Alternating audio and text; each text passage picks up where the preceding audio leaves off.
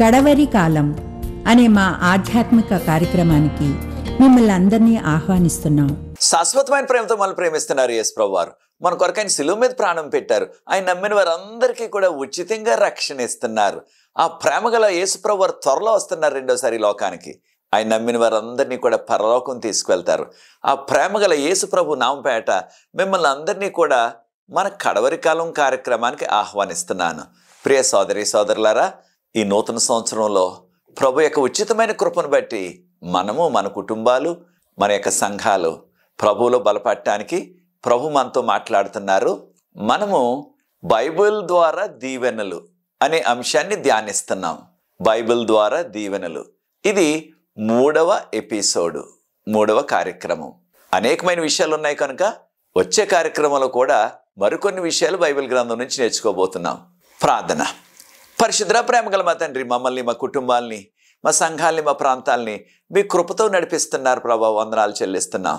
అనేకమైన సవాళ్ళు ఈ నూతన సంవత్సరంలో మా అందరి చుట్టూ కూడా వస్తున్నప్పటికీ మీ కృపతో, మీ కాపుదలతో మమ్మల్ని నడిపిస్తున్నారు.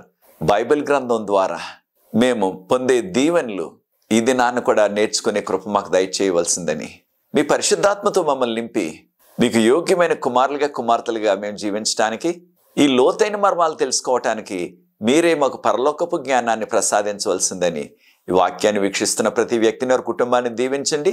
ఈ పరిచర్య ముందు కొనసాగటానికి ఎవరైతే సహకరిస్తున్నారో వారందరినీ కూడా ప్రత్యేకంగా ఆశీర్వదించవలసిందని యేసు ప్రభువు వారి పరిశుద్ధమైన నామమును బట్టి ప్రార్థిస్తున్నాను తండ్రి, ఆమేన్. ప్రియ సోదరి సోదరులారా, బైబిల్ ద్వారా దీవెనలు. మనం జీవిస్తున్న ఈ దినాలు ఇది వ్యాపార సరళిలో చాలా బలంగా సాగిపోతుంది కనుక మన యొక్క ఆలోచన విధానం కూడా ఎక్కువగా వ్యాపార సరళిలోనే ఉంటుంది. వ్యాపారస్తులంతా కూడా ఆలోచించేది ఏమిటి? మనకి ఎక్కువ లాభం ఎలా కలుగుతుంది, ఏం చేస్తే మనకు లబ్ధి కలుగుతుంది అనే, మనకి ఏ లాభం కలుగుతుందనే ఆలోచనే వ్యాపారస్తులందరికీ కూడా ఉంటుంది. అది అలా ఉండాలి. అయితే ప్రియ సోదరి సోదరులారా, విశ్వాసులుగా మనకి కూడా ఇటువంటి ఆలోచన విధానం వచ్చేసింది. నేను బైబిల్ గ్రంథం చదివినట్లయితే నాకు ఏ లబ్ధి కలుగుతుంది, ఏ మేలు కలుగుతుంది, ఈ విధంగానే విశ్వాసులమైన మనం కూడా ఆలోచిస్తున్నాం. అయితే ఈ దినాన్న బైబిల్ గ్రంథం చదివినట్లయితే మనకు కలిగే ఆ లబ్ధి, దీన్నే మనం ఆధ్యాత్మికంగా దీవెనలు అంటున్నాం. ఏం కలుగుతాయో అనే విషయాన్ని బైబిల్ గ్రంథం నుంచి మనం నేర్చుకోబోతున్నాం. రోమీయులకు రాసిన పత్రిక 10:17 రోమన్స్ చాప్టర్ 10:17 ప్రభు ఈ విధంగా అంటున్నారు, ఆయన వాక్యమును విన్నట్లయితే, అనగా దేవుని యొక్క వాక్యం, దేవుని వాక్యాన్ని మన బైబిల్ గ్రంథం అంటున్నాం, దాన్ని విన్నట్లయితే మనకు విశ్వాసం కలుగుతుంది అని చెప్పబడ్డది.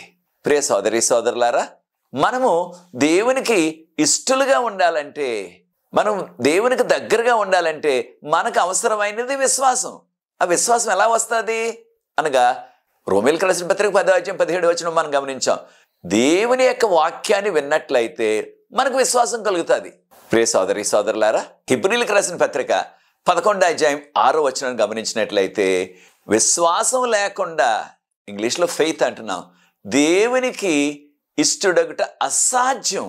అనగా దేవునికి దగ్గరగా ఉండటం అసాధ్యం. ఇంగ్లీష్లో ఏముందంటే, it is impossible to please God without faith. అనగా దేవుని మనము దేని ద్వారా కూడా మెప్పించలేము, విశ్వాసం వలన మాత్రమే దేవుని మెప్పించగలం.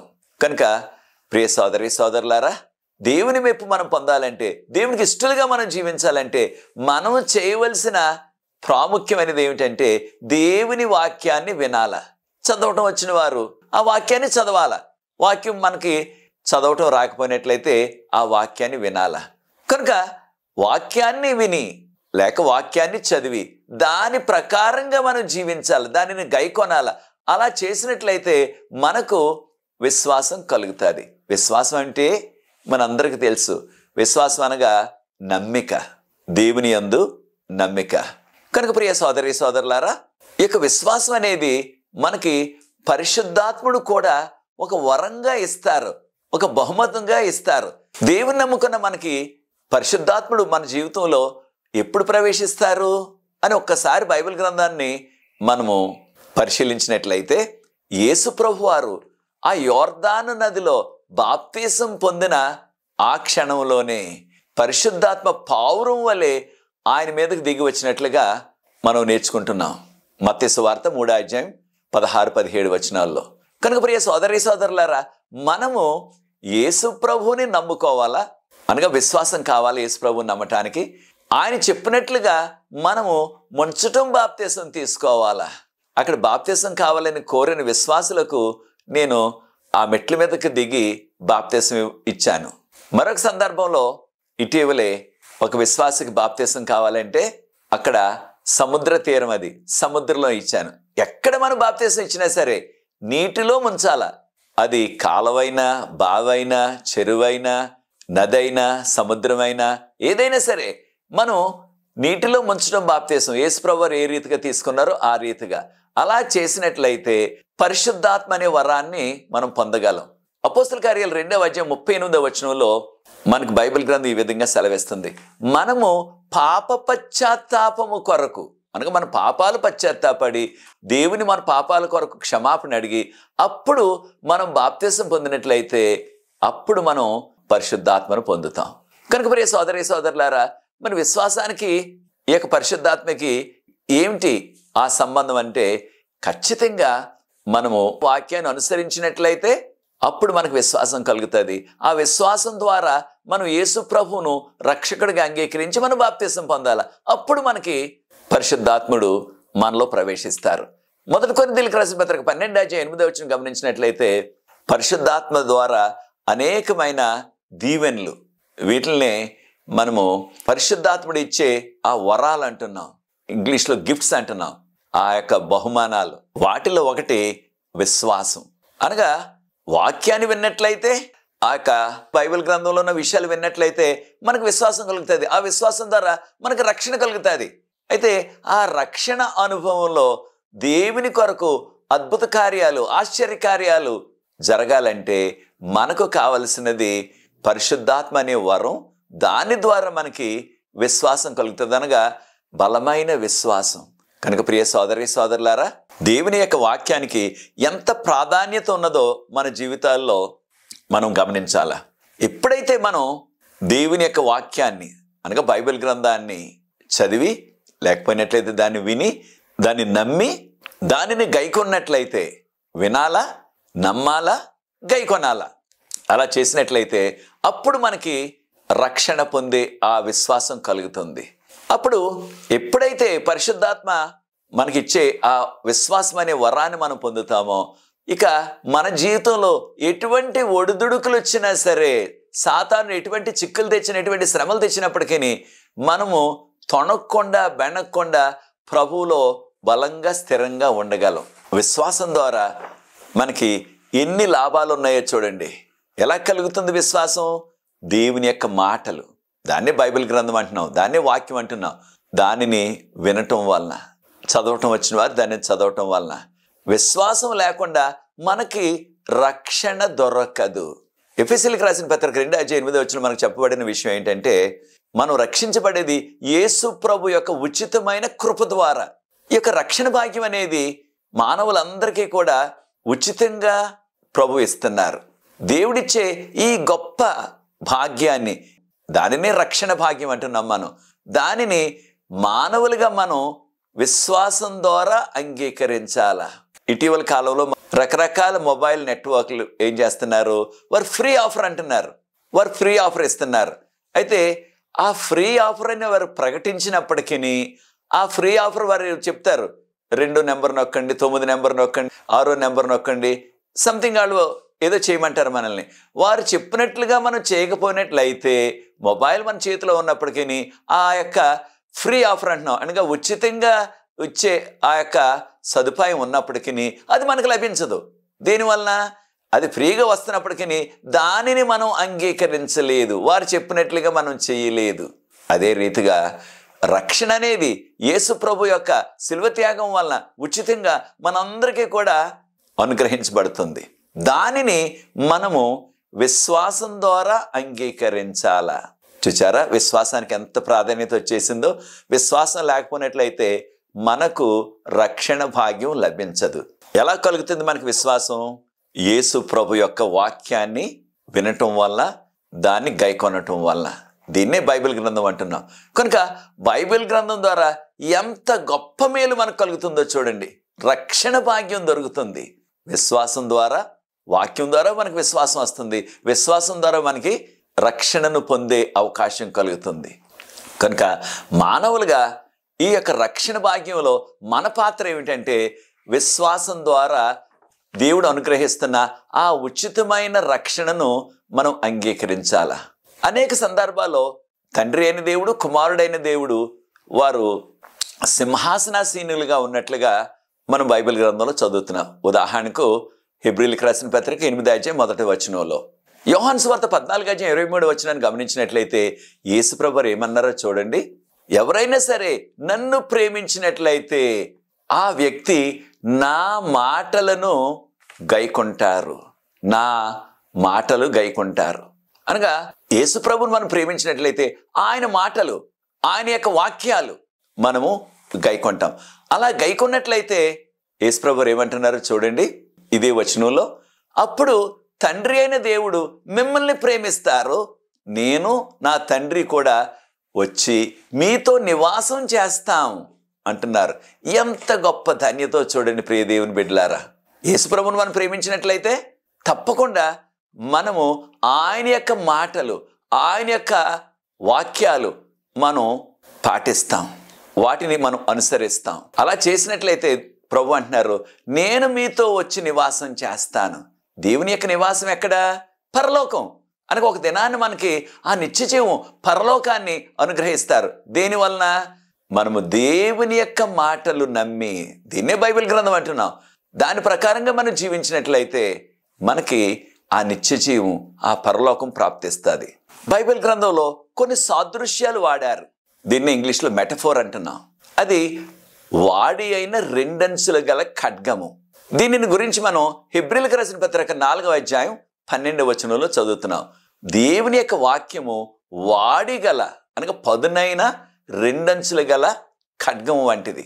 పూర్వకాలంలో యుద్ధ భూమిలో ఎవరి దగ్గరైనా సరే ఆ రెండంచులు గల వాడి అయిన ఖడ్గం ఉన్నట్లయితే ఆ వ్యక్తి తన యొక్క శత్రువు ఏ ప్రక్క నుంచి వచ్చినా సరే వారిని సంహరించి ఆ యుద్ధంలో గెలుపొందేవారు.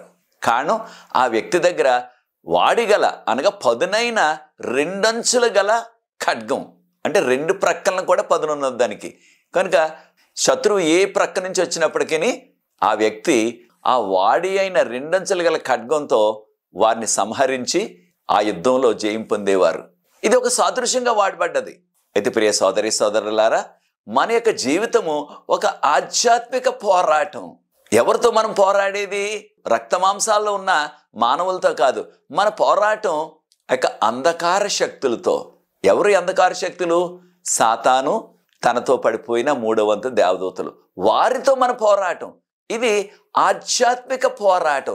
ఈ ఆధ్యాత్మిక పోరాటంలో ఈ లోకంలో మనం చూస్తున్నట్లుగా ఆ బాంబులు, ఆ తుపాకులు, రకరకాల ఫిరంగులు, రకరకాల క్షిపణులు, వాటి వలన ఏ విధమైన ఉపయోగం లేదు. కారణం మనం చేస్తున్నది ఆధ్యాత్మిక పోరాటం.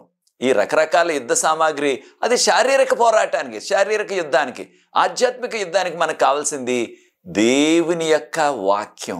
అయితే ఎఫెసీయులకు రాసిన పత్రిక 6:12 మనం పోరాడుతున్నది ఈ యొక్క లోకంలో ఉన్న మానవులతో కాదు, అంధకార శక్తులతో అని బైబిల్ గ్రంథం ఎఫెసీయులకు రాసిన పత్రిక 6:12 ఎంతో విపులంగా చెప్పబడ్డది. మనం పోరాడే ఆధ్యాత్మిక పోరాటం అంధకార శక్తులతో, సాతాను శక్తులతో మనం పోరాడుతున్నాం. ఈ సాతాను శక్తులతో, అంధకార శక్తులతో మనం పోరాడి గెలవాలంటే మనకు కావలసినది దేవుని యొక్క వాక్యము. దేవుని యొక్క వాక్యము అది వాడి అయిన పదునైన రెండంచులు గల ఖడ్గం కంటే కూడా ఎంతో ఉపయోగమైనది. యేసుప్రభువు లోకంలో జీవించినప్పుడు ఆయన 40 దినాలు ఉపవాసం చేశారు. అప్పుడు సాతాను శోధించడానికి వచ్చాడు. వచ్చి, నీవు ఆకలితో ఉన్నావు కదా, ఈ రాళ్లను రొట్టెలుగా చేసుకుని తిను అని సాతాను సలహా చెప్పాడు యేసుప్రభువుకి. అయితే యేసుప్రభు వారు ఆ శోధనను జయించడానికి, ఆ సాతానును జయించడానికి ఆయన వాడింది దేవుని యొక్క వాక్యము. ఆయన వాక్యాన్ని ఉటంకించి చెప్పారు.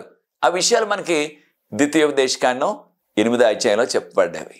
మత్తయి సువార్త 4వ అధ్యాయం 4వ వచనంలో ప్రభువారు అన్నారు, మానవుడు రొట్టె వలన మాత్రము కాదు, అనగా మానవుడు ఆహారం వలన కాదు జీవించేది, దేవుని నోటి నుంచి వచ్చే ప్రతి మాట వలన జీవించును. కనుక మత్తయి సువార్త 4వ అధ్యాయం మొదటి 10 వచనాల్లో మనం గమనించినట్లయితే యేసు ప్రభువుకు సాతాను 3 రకాల శోధనలు తెచ్చాడు.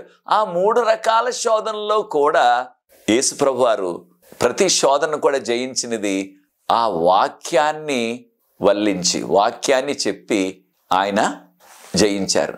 కనుక ప్రియ సోదరి సోదరులారా, మనము కూడా మన జీవితంలో ఏ శోధన ఎదుర్కొనాలన్నా ఆ శోధనను మనం జయించాలన్నట్లయితే ఖచ్చితంగా మనము కూడా యేసు ప్రభులాగే దేవుని యొక్క వాక్యాన్ని, దీన్నే బైబిల్ గ్రంథం అంటున్నాం, దేవుని యొక్క మాటలు బైబిల్ గ్రంథం, ఈ మాటలను మనము జ్ఞాపకం ఉంచుకున్నట్లయితే, ఆ మాటలను మనం వల్లించినట్లయితే తప్పకుండా ఆ శోధన నుంచి మనము గట్టెక్కగలము.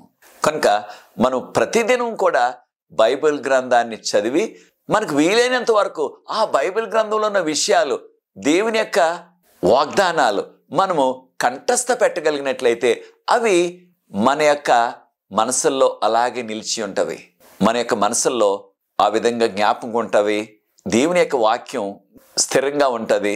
దాని ద్వారా మనము ఎటువంటి బలమైన శోధనను అయినప్పటికీ జయించగలము. మనందరికీ తెలిసిన రీతిగా యోసేపుకు చాలా పెద్ద శోధన వచ్చేసింది, వ్యభిచార శోధన. ఆక పొతీఫర్ యొక్క భార్య తనతో వ్యభిచారం చేయమని ఎంత బలవంతం చేసిందో, ఎంతో బలవంతం చేసింది. అయినప్పటికీ ఆదికాండం 39వ వచనం 9వ వచనంలో యోసేపు ఏమన్నాడో చూడండి, ఇంత ఘోరమైన పాపాన్ని దేవునికి వ్యతిరేకంగా నేను ఎలా చేయను అనగా, ఆ వ్యభిచారం అన్నది దేవునికి వ్యతిరేకమైన పెద్ద పాపం అని యోసేపుకు తెలుసు. మనకు నిర్గమకాండం 20వ అధ్యాయం 15వ వచనంలో వ్యభిచరించవద్దు అని ప్రభు ఆజ్ఞ చెప్పారు. 10 ఆజ్ఞల్లో 7వ ఆజ్ఞ ఇది. ఈ యొక్క విషయాలు ఆ దినాల్లో రాతపూర్వకంగా లేకపోయినప్పటికీ ఖచ్చితంగా యోసేపు యొక్క తండ్రి యాకోబు గారు ఈ యొక్క దేవుని యొక్క విషయాలన్నీ కూడా ఆయనకు బోధించారు. ఆ విషయాలు జ్ఞాపకం ఉన్నాయి.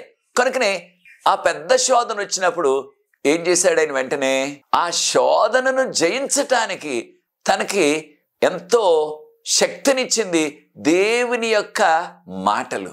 దేవునికి వ్యతిరేకంగా ఇంత ఘోరమైన పాపాన్ని నేను ఎలా చేయాలి అని అక్కడి నుంచి పారిపోయాడు. కనుక ప్రియ సోదరి సోదరుడా, మనం కూడా శోధనను జయించాలంటే, సాతాను జయించాలంటే వాక్యము మనలో ఉన్నట్లయితే అది మనకి ఎంతో సహాయపడుతుంది. దేవుడు మనకి 10 ఆజ్ఞలు తన సొంత చేతితో రాసిచ్చారు. కారణం అదెంతో ప్రాముఖ్యమైనది మనకి. కీర్తన 119 11వ వచనం, 119వ అధ్యాయం కీర్తన 11వ వచనంలో, నేను నీ యొక్క మాటలు, దీన్ని నీ ధర్మశాస్త్రం అని కూడా తర్జుమా చేశారు. నీ మాటలు, నీ వాక్యాలు, నీ ఆజ్ఞలు, మీ యొక్క ధర్మశాస్త్రం నా హృదయంలో దాచుకున్నాను. దాని ద్వారా నేను పాపం చేయకుండా నాకు నీ ధర్మశాస్త్రం సహాయపడుతుంది అనగా దేవుని యొక్క మాటలు, దేవుని యొక్క వాక్యం, దాన్ని అనేక సందర్భాల్లో ధర్మశాస్త్రం అని కూడా తర్జుమా చేశారు. హిబ్రూ భాషలో దీన్ని టోరా అన్నారు, ఇంగ్లీష్లో లా అంటున్నాం. ప్రియ సోదరి సోదరులారా, మన యొక్క మనసులో దేవుని యొక్క వాక్యము, దేవుని యొక్క ఆజ్ఞలు, దేవుని యొక్క ధర్మశాస్త్రం జ్ఞాపకం ఉన్నట్లయితే అది మనం పాపంలో పడకుండా మనకు సహకరిస్తుంది.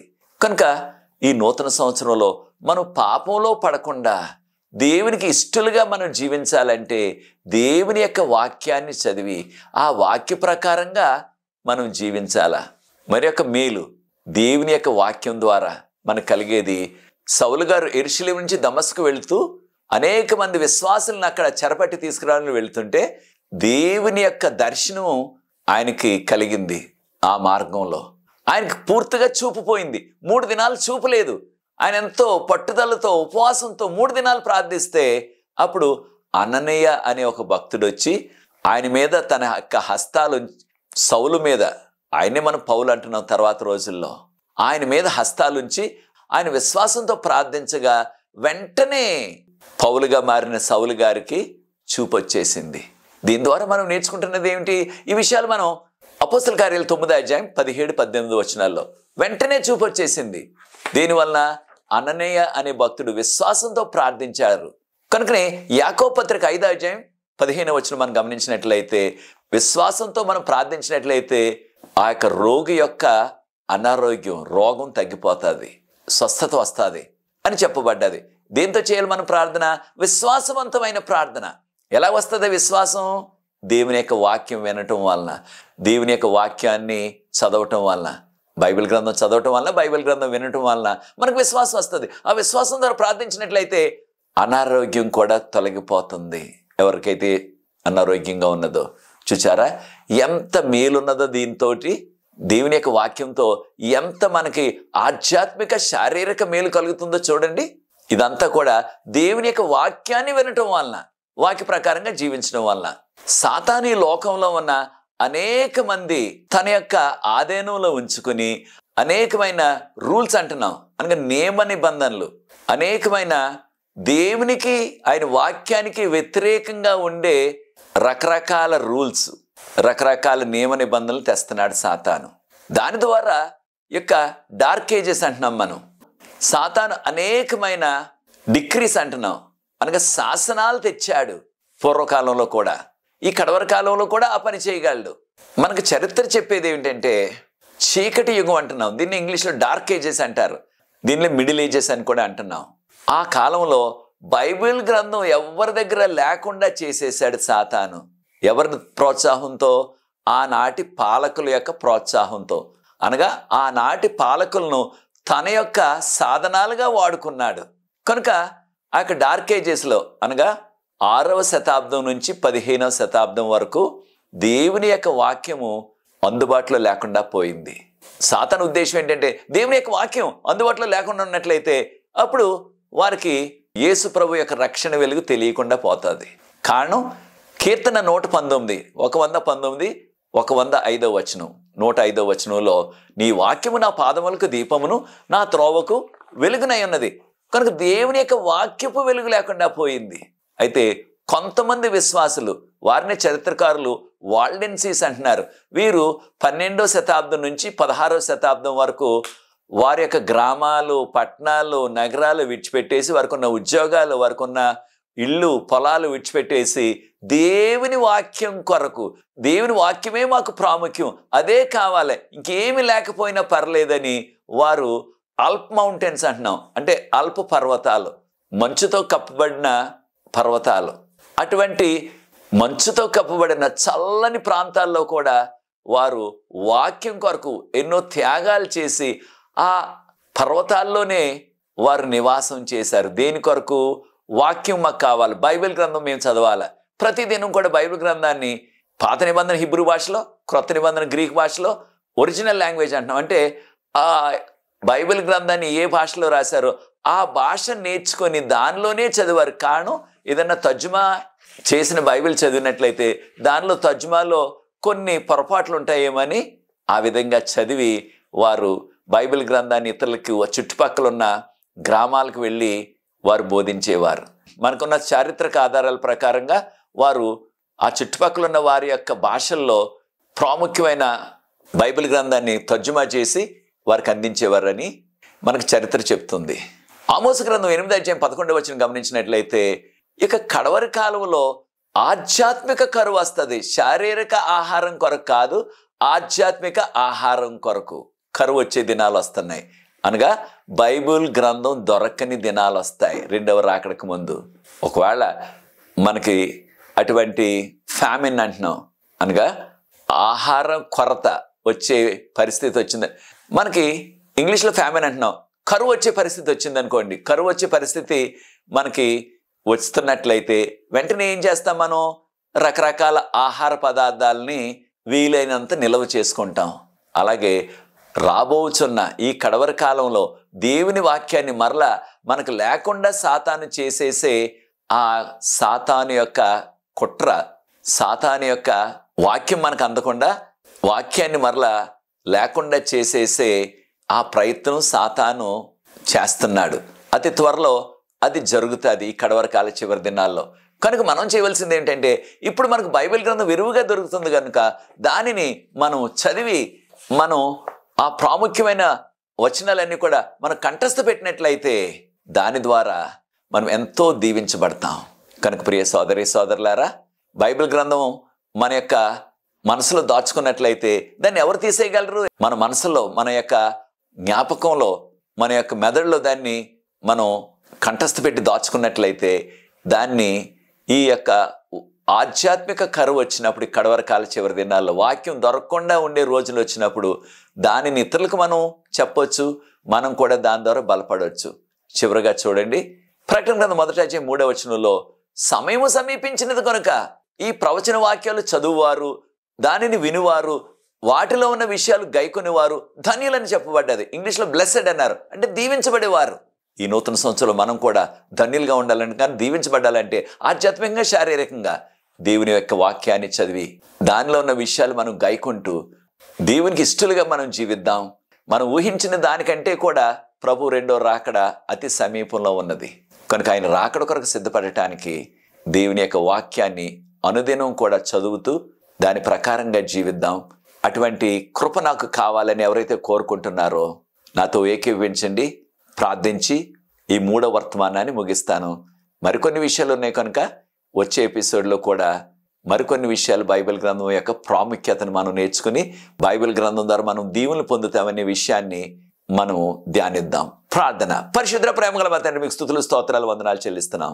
మీ వాక్యాన్ని పఠించినట్లయితే, మీ వాక్యాన్ని మేము చదివినట్లయితే, దాన్ని విన్నట్లయితే, దాని ప్రకారంగా మేము జీవించినట్లయితే మాకు రక్షణ ఇస్తానన్నారు, నిత్య జీవం ఇస్తానన్నారు, మాకు విశ్వాసాన్ని ఇస్తానన్నారు.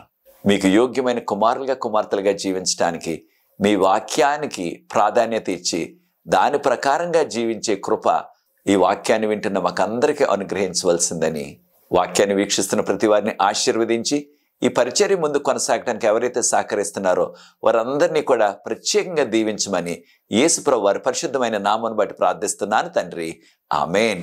ప్రియ సోదరి సోదరులారా, ప్రభు మిమ్మల్ని ప్రేరేపించినట్లయితే ఈ పరిచర్య ముందు కొనసాగటానికి మీరు కూడా ఈ పరిచర్యలో పాలిభాగస్తులు అవ్వండి, సహకరించండి. తెర మీద వచ్చే నంబర్కు నన్ను సంప్రదించినట్లయితే వివరాలు మీకు అందిస్తాం.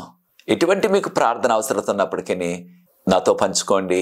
మనకు ప్రార్థనా బృందం ఉన్నది. ప్రతి సాయంత్రం కూడా విజ్ఞాపన ప్రార్థన చేస్తున్నాం.